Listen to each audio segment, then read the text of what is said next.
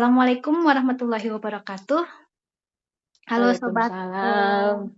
halo sobat Kemenkes semuanya, kembali bersama saya, Nia Nuraini, untuk acara ngobrol-ngobrol seru bareng ahli, dan pada hari ini kita sudah hadir, yaitu dengan dokter etis, spesialis patologi anatomi, yang aktif bekerja sebagai staf medis di, Rumah Sakit RSHS, Bandung. Selamat siang Dokter Etis. Siang, Dokter Nia. Ya, terima kasih Dokter Etis telah meluangkan waktunya. Kita mau ngobrol-ngobrol seru nih tentang gimana sih patologi anatomi di RSAS, Dok, gitu. Mungkin sekarang Mhm. ini kan dengan perkembangan zaman yang sangat pesat, eee, dengan Mhm. kemudahan masyarakat mendapatkan informasi maupun, secara media maupun dari masyarakat yang lain gitu ya. Gimana nih, perjuangan teman-teman, medis atau teman-teman dokter spesialis, patologi atau anatomi khususnya yang di RSAS gitu ya, untuk menghadapi tantangan zaman, sekarang ini gitu ya, dengan masyarakat yang sudah lebih pintar gitu ya, Dok, gitu. Jadi, mungkin Mhm. yang pertama saya mau tanyakan pada kesempatan siang ini, gimana Mhm. nih dokter di tengah perkembangan zaman dan persaingan antar fasilitas sesama rumah sakit gitu ya, apa Mhm. tantangan umum yang dihadapi oleh, patologi anatomi di RSAS agar tetap mendapatkan hati masyarakat gitu sebagai pengguna pelayanan kesehatan gitu, Dok. Mungkin dokter bisa Mhm. berbagi? Tantangan utama ya. Iya. Kalau tantangan utamanya saat ini, sebenarnya sebagai laboratorium tentunya kita berhadapan dengan hasil pemeriksaan ya. Jadi Mmm. lebih ke arah kualitas sih, kualitas hasil pemeriksaan laboratorium kita. Lalu setelah hasil apa namanya kan kalau di PA itu ada proses, lalu ada analisis oleh dokter spesialis patologi anatomi. Jadi eh, kunci utamanya, tantangannya di dua itu, tetap Mmm. di apa namanya pemeriksaannya sendiri dan analisisnya.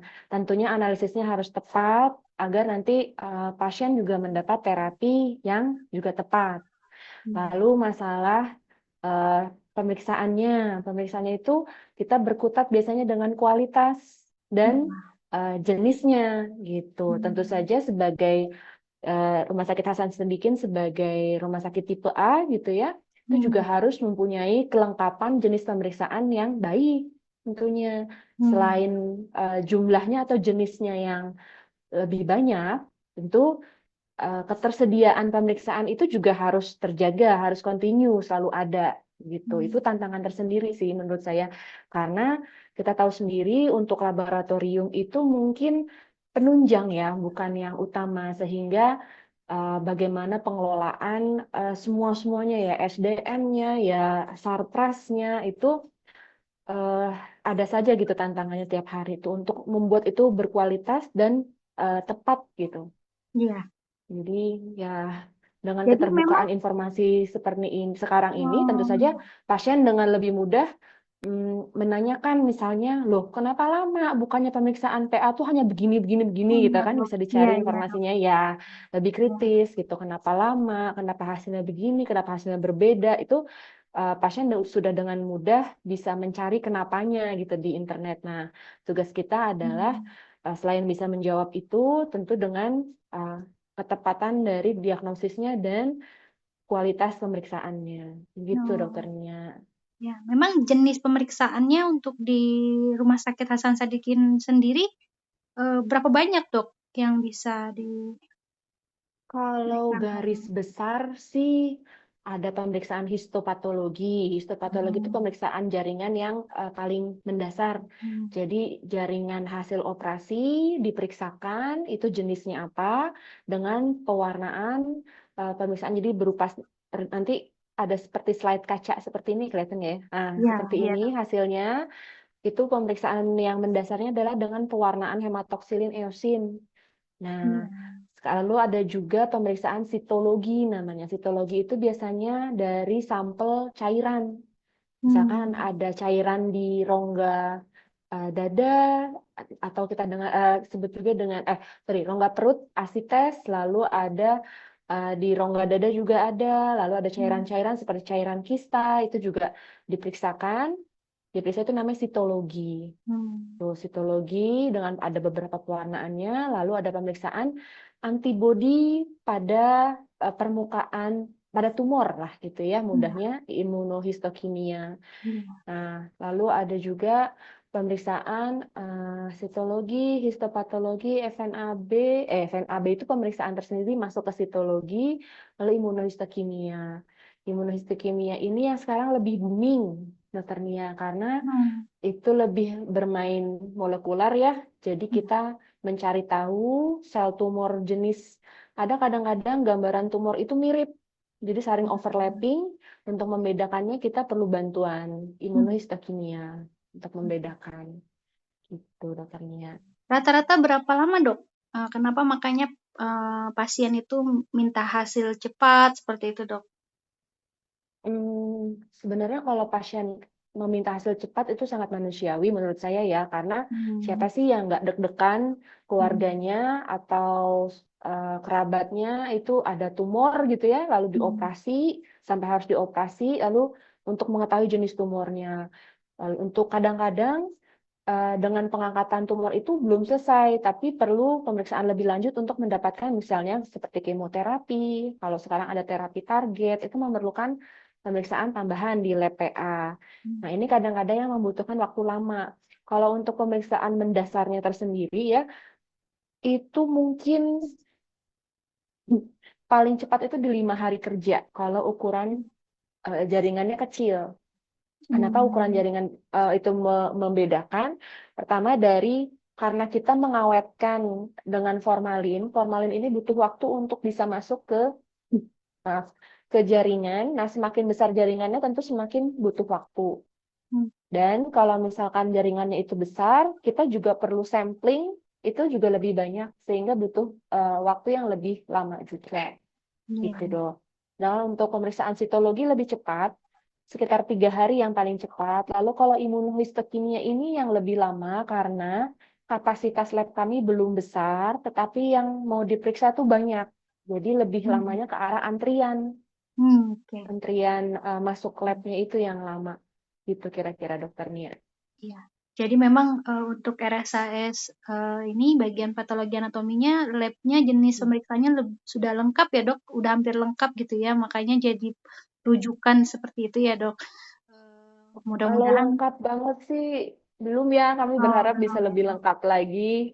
Siap. Tapi dengan kami optimalkan saja dari yang ada, eh, ya dari yang sudah ada kami terus maintain untuk kualitasnya. Itu yang ternyata tidak mudah untuk menjaga kualitas lab itu.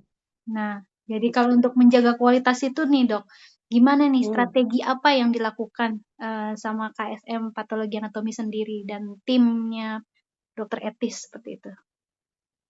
Wah, ini pertanyaannya sungguh komprehensif, sungguh holistik. Karena kalau membicarakan lab itu unsurnya tidak bisa one man show ya ibaratnya. Jadi di situ ada sumber daya manusianya. Sumber daya manusia ini ada laboran yang bekerja di labnya, lalu ada dokter patologi anatominya. Lalu ada juga kadang-kadang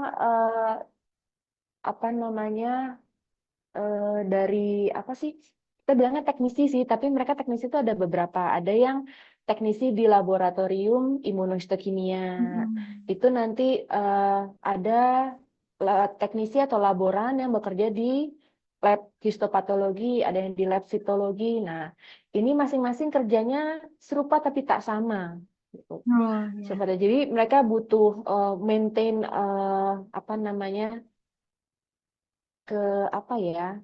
kebisaan mereka harus terus yang pekerjaan mereka sehari-hari itu harus terus dijaga kualitasnya. Begitu juga untuk dokter PA-nya. Dokter PA-nya tuh harus terus update ilmu karena terkadang interpretasi dari tumor-tumor itu ada yang sesuatu yang baru, dan itu harus diikuti terus gitu ilmunya. Lalu dari SDM, Sarpras, sarana prasarana, ini kita bergantung pada rumah sakit karena peralatan Sarpras di PA itu saya akui mahal gitu. Betul. Jadi kalau misalkan dokter klinisi itu hanya butuh stetoskop, kasarnya peralatannya mungkin kalau dokter kardio lebih heboh lagi, ke dokter nuklir beda lagi kebutuhannya, dokter radioterapi beda lagi. Nah, tapi kalau untuk di PA itu alat untuk memproses jaringan itu mahal. Mahal dan tapi kalau misalkan pemeriksaannya baru sedikit sayang, modalnya gede tapi utilitasnya kecil gitu misalnya. Nah, untungnya bukan untungnya di RSS ini kasusnya cukup banyak ya. Setahun itu kita punya pemeriksaan histopatologi yang tadi hematoksin itu sekitar 1000 1100 ya dokternya kalau nggak salah ya. Iya. Nah, untuk totalnya itu kita kalau 2000. 200 di 2000-an ya kalau nggak Iya. salah. Pokoknya Hmm. kalau dari volume banyak. Nah, tapi dari banyaknya itu tantangan selanjutnya adalah menjaga kualitasnya gitu, Hmm. dokter Nia. Kita nggak bisa main langsung supaya cepet, nggak bisa. Kalau di PA kita nggak bisa supaya cepet kita borong, nggak bisa, berantakan. Jadi tetap mengikuti SOP atau alur yang ada, tapi volumenya banyak gitu. Itu tantangannya jadinya lama. Dari Sarpras itu harus dijaga, tiap harinya harus dilihat Hmm. bekerja dengan baik tidak gitu ya. Hmm. Lalu dari teknisinya tiap hari harus dikontrol hasilnya untuk pewarnaannya sesuai standar tidak. Hmm. Hematoksilinnya, eosinnya apa terlalu berlebihan, terlalu merah atau terlalu biru. Nah, itu tiap hari harus dikontrol. Hmm. Dan selain Menjaga Sarpras, mutu ya, Dok. BMHP. Menjaga mutu ya, Dok. Menjaga mutu. Iya. Lalu BMHP tantangannya dengan dengan pembatasan oleh rumah sakit gitu ya, Iya. misalkan setahun hanya boleh sekian, tapi Hmm. ternyata jumlah pemeriksaan kita, jumlah pasien itu terus meningkat, sedangkan kita nggak antisipasi kalau peningkatannya sebanyak itu misalnya. Akhirnya Hmm. BMHP kita kadang tersendat dalam arti ya akhirnya disetujui pengadaan BMHP tambahan, tapi butuh waktu kan ya, nggak boleh Betul. sembarangan langsung beli, ada prosesnya gitu. Itu sih Hmm. untuk menjaga alur pelayanan di lab PA untuk bisa berjalan dengan baik sehari-harinya itu udah merupakan tantangan tersendiri. Ada aja kecil-kecil ya, dokter Nia mungkin lebih tahu karena dokter Nia ini Iya. Jadi memang apa namanya? apa Kita di balik layar tapi peralatannya itu yang ya bikin iya tidak mudah ya, Dok, gitu. iya Eh, di balik layar tapi kita harus tetap rapi, harus terorganisir, betul. hasil keluarnya lebih harus Maksimal, baik gitu. cepat-cepatnya gitu ya. Dengan optimal akhirnya kita nggak Hmm. bisa maksimal karena banyak keterbatasan. Iya. Ini Ya pertanyaan gitu terakhir nih, dokter Dok. Nia. Pertanyaan Mm-mm. terakhir nih ya. Jadi dokter bisa nggak berbagi contoh kira berbagi atau sharing gitu ya untuk di PA RSAE sendiri inovasi-inovasi apa sih atau kolaborasi yang bersama dengan pihak-pihak tertentu untuk meningkatkan mutu atau meningkatkan kemampuan patologi anatomi untuk berdaya saing lebih dibanding rumah sakit yang Hmm. lainnya gitu, Dok. Mm-mm. Kalau kolaborasi saya kita kolaborasi ini yang pasti harus dilakukan oleh dokter PA adalah kolaborasi dengan klinisi. Hmm. Jadi untuk kasus-kasus misalkan kita menemukan secara PA kok ini nggak cocok ya dengan gambaran klinis, lalu kita biasanya menanyakan, mengkomunikasikan. Tapi karena kebetulan di RSHS ini juga adalah tempat belajarnya calon spesialis patologi anatomi, kita mengadakan yang namanya CPC atau aku jadi Hmm. lupa. Intinya Clinical onkologi meeting meet ya. kayak onkologi meeting lah, meeting pertemuan Iya. bahwa kita memaparkan hasil PA-nya seperti ini, klinisnya seperti ini kok kurang cocok sebenarnya cerita klinisnya bagaimana sih? Nah, itu kita Hmm. berkolaborasi di situ untuk kepentingan pasien. Oh, ternyata dari sisi klinis seperti ini, tapi yang kita dapatkan seperti ini gitu. Nah, Hmm. kita di situ berkolaborasi Jadi baiknya untuk pasien ini bagaimana. Lalu selain dengan klinisi, kita ada kerjasama dengan rumah sakit lain. Misalkan kemarin kami dengan Rumah Sakit Maxima di Belanda itu Hmm. untuk pediatrik onkologi. Kalau Hmm. di Hasan Sadikin oleh Dr. Hermin, uh, pediatrik onkologinya untuk yang di PA maksud saya. Nah, itu kita secara kasus kita juga dilatih ya, kita juga belajar banyak dari ahli PA di Maxima. Lalu kita juga diperlihatkan mengenai alur kerja mereka di lab mereka seperti apa. Lalu mereka melihat alur kerja di lab kita, apa yang bisa diperbaiki, apa yang bisa direvisi, ada yang apa yang bisa harus dipertahankan gitu ya. Hmm. Itu untuk meningkatkan kualitas sih, kualitas sediaan. Itu misalnya Hmm. dokter. Dan memang dengan kolaborasi ini memang jadi membuka mata kita ya. Jadi kita nggak jadi jago kandang, tapi oh standar seperti kita nih ya memang sudah harus patutnya dicapai minimal ini gitu. Bukan Hmm. sesuatu yang wow lagi untuk sebuah lab itu akreditasi lab itu tuh tingkat minimal, nggak sulit untuk ditawar-tawar lagi gitu. Jadi Itu kolaborasi. Ya, ujung-ujung sih untuk keperluan pasien ya. Dengan ya. kolaborasi ini kan jadi kualitas kita terjaga, lalu untuk dengan klinisi juga kita interpretasi analisis kita juga jadi lebih tepat, bagaimana menjawabnya itu juga bisa lebih tepat. Kalau untuk apa tadi ada inovasi ya, Dokter Inovasi Nia ya ya. dok, ya inovasinya apa nih, Inovasi, dok? inovasi sih kita tiap tahunnya selalu mengajukan untuk pemeriksaan-pemeriksaan yang lebih advance gitu ya. Kalau di kita mungkin bermain dengan molekuler dan genetik. Hmm. Dan molekuler genetik untuk pemeriksaan molekuler genetik ya, karena terus terang tidak murah, mahal, sedangkan Hmm. mayoritas pasien kita adalah BPJS, tentu saja tidak ditanggung BPJS. Hmm. Jadi ya dengan berbagai pertimbangan rumah sakit kadang bisa dikasih, kadang enggak. Cuman yang biasanya dikasih itu antibodi sih, karena kita sudah punya pemeriksaan imunohistokimia. Jadi Hmm. kita lebih ya yang biasanya tercapai adalah jenis antibodi sesuai Oh. dengan ilmu-ilmu terbaru gitu itu. Tapi uh, mimpi kita kita bisa melakukan molekuler gitu ya, pemeriksaan uh, genetik gitu. Misalkan Hmm. ada juga yang lagi dikembangkan oleh dokter Nia kan ya, kita lagi Ya. bekerja sama juga dengan patologi klinik karena mereka sudah rutin mengerjakan juga. Ya mudah-mudahan semuanya lancar, yang memakai pemeriksaannya juga banyak, jadi bisa diselenggarakan dan ada secara continuous gitu, ada terus-menerus. Iya, iya. Gitu Wah, dokter Nia. wah, terima kasih banyak nih sharingnya Dokter Etis. Luar biasa perbincangan kita siang ini gitu ya.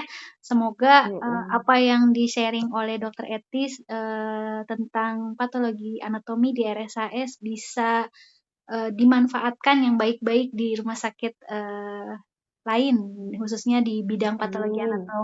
patologi anatomi ya gitu ya. Kita Mm-mm. terus Amin, amin. meningkatkan kualitas kita dari segi SDM, dari segi pelayanan, harapannya untuk kepentingan pasien ya dok, gitu ya. Jadi Ya, gitu. oh iya, Iya, ketinggalan satu dokter Nia. Memang iya. walaupun kita lab, tapi Hmm. cara kita berkomunikasi dengan pasien itu sebenarnya juga harus diperbaiki ya. Dalam Hmm. arti gini, misalkan kita sudah menjanjikan itu selesai hari apa, Iya. lalu pada Amin 1 ternyata eh, belum bisa selesai mungkin karena tingkat kesulitan kasusnya atau ada masalah di jaringannya. Itu sih baiknya memang ada seorang khusus yang mengabari gitu ya. Iya. Tapi kita sehari-hari kasus kita mungkin 100 lebih ya dokter ya, Iya. ya sehari-harinya. Mungkin itu PR tersendiri, tapi menurut saya itu sesuatu yang mendasar tapi berkesan untuk Hmm. pasien atau keluarga pasien karena itu kan hasil yang dinanti-nanti gitu ya. Hmm. Kalau itu bisa dikomunikasikan dengan lancar dan baik, menurut saya itu bisa menghim selain meningkatkan kepuasan pelanggan, itu juga eh, apa ya? Jadi mengurangi tingkat kekhawatiran keluarga pasien lah. Kadang-kadang kan Hmm. ada yang hasilnya eh, apa namanya, ganas nggak ya? Terus wah orang pasiennya udah nggak bisa tidur gitu ya seminggu, takut ganas, takut ini. Dengan kita memberi informasi yang adekuat, itu akan mengurangi tingkat kecemasan pasiennya. Walaupun kita mungkin Hmm. cuma mengabari bahwa belum bisa selesai besok, perkiraan sekian hari akan kami hubungi lagi jika ada perubahan gitu. Menurut Hmm. saya yang bisa dilakukan nggak usah sarpras yang teknologi yang tinggi atau apa, tapi kalau dari situ bisa ditingkatkan Service saja excellent menurut ya dok, service ya betul excellent gitu ya. Jadi memang betul kita betul orientasi pelayanannya kita yang kita harus tingkatkan lagi ya dok mm-mm, gitu. Jadi iya masyarakat itu memberikan kesan yang baik gitu ya, karena kan tetap kita mm-mm, humanisnya ya, humanisnya sangat kita mm-mm. butuhkan gitu ya dok. Betul, karena ya pasien tahu kita keterbatasan SDM, pasien tahu kita keterbatasan sarpras. Ya, tolong dong komunikasinya yang baik juga gitu. Itu menurut saya ya. Tapi memang agak sulit Ya, ya. dijalankan karena ya perlu satu orang yang betul-betul apa namanya khusus untuk berkomunikasi dengan pasien gitu. Nah, ini kan perlu ya penggajian apa gitu ya. Intinya perlu SDM yang baik. Nah, ini sebenarnya PR sih. Ya, mungkin nanti kita Gitu. harus belajar kayak Gojek atau belajar seperti Shopee ya dok, trackingnya udah sampai Hmm, mana gitu ya, tracking. Mungkin perjalanan sekarang trackingnya, mungkin sekarang patologi trackingnya anatomi sudah gitu. ya di klinisi, tapi mungkin Iya, pasien juga kan berharap bisa punya tahu gitu ya. punya aksesnya gitu ya Tapi dok. ya, tapi kita jangan beranggapan bahwa semua pasien itu bisa bisa berakses internet. Kita harus ingat bahwa masyarakat kita itu ada berbagai macam lapisan, apalagi kita rumah sakit pemerintah yang sebagian besar BPJS, paling tidak ada nomor telepon yang bisa dihubungi. Udah itu cukup. Iya. Dan RSAS, PARSAS sudah berusaha ya dok, gitu, walaupun belum maksimal ya dok. Ya, Ya, belum ya. maksimal. Nanti Udah kita kita udah mungkin mencoba mulai, ya karena memang SDM-nya itu. belum ada. Iya, Karena iya, ya iya. itu kan perlu perlu perlu ilmu komunikasi yang Iya. baik, penataan kalimat yang baik gitu kan ya, sehingga tidak membuat orang jadi tambah marah atau jadi orang lebih tenang gitu, Hmm. menerima berita itu dengan lebih baik. Tentu kan nggak sembarangan gitu, Oke, tidak oke. mudah tapi paling tidak kita sudah mulai dokter Nia. Iya, iya, kita berusaha apa ya, melayani masyarakat. Service Ya, excellence. service excellent kepada masyarakat atau khususnya pasien, khususnya pasien-pasien yang Ya, diperiksakan PA ya, Dok. Gitu. Oke, betul. Dokter, terima kasih banyak waktunya, Dokter.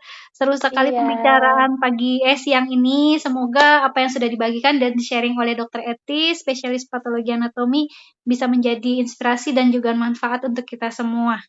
Terima kasih buat amin. Sobat Kemenkes yang sudah mendengarkan tayangan ini. Saya Nia Nur Aini, pamit undur. Sampai jumpa. Salam sehat dan tetap semangat. Assalamualaikum warahmatullahi wabarakatuh.